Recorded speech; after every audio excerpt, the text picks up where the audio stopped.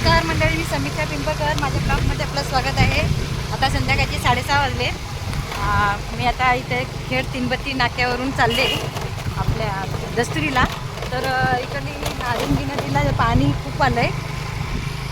इकडे पाणी पुष्कळ भरलं आहे. आता जर रात्रभर पाऊस पडला तर पाणी रस्त्यावर येऊ शकतं.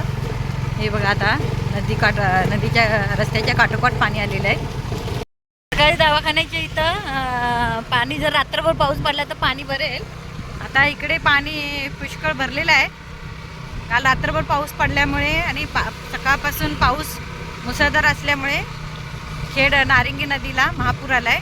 जगबुडी नदीला पण महापूर असल्यामुळे त्याचा असर इकडे नारिंगी नदीला पडतो.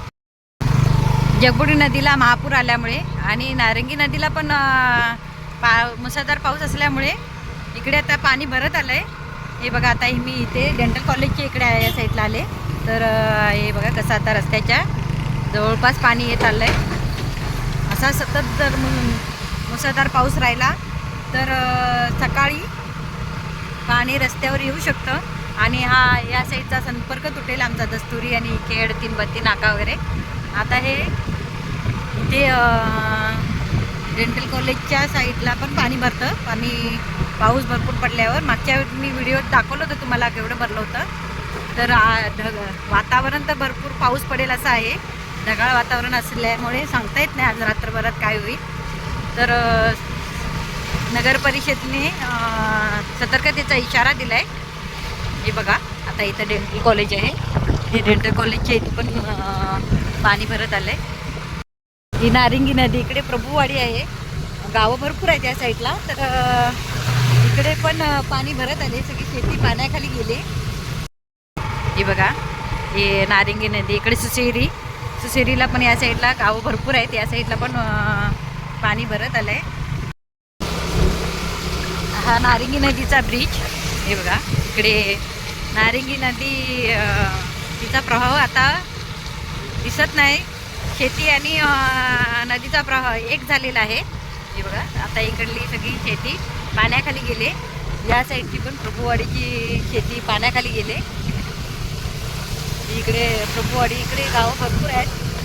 तर त्या साईडला पण आता जर पाणी भरलं तर या गावांचा संपर्क तुटतो. या साईडला भैरवली फाट्याच्या साईडला सुसेरी वगैरे, नांदगाव, कर्जत या सगळी गावं आहेत. तर या साईडला पण पाणी भरत आलं आहे. आता इकडे सुसेरी आणि भैरवली फाट्यावर पाणी भरत आलं आहे. इकडे पण पाणी भरत आलं आहे. बघितलं कशा प्रकारे पाणी भरलं आहे. ही भैरवली सुसेरी गावातील लोकांची शेती आहे. इकडे पण बघ असं आता पाणी भरलं आहे. लोकांची शेतीत पाणी पुष्कळ भरलेलं आहे.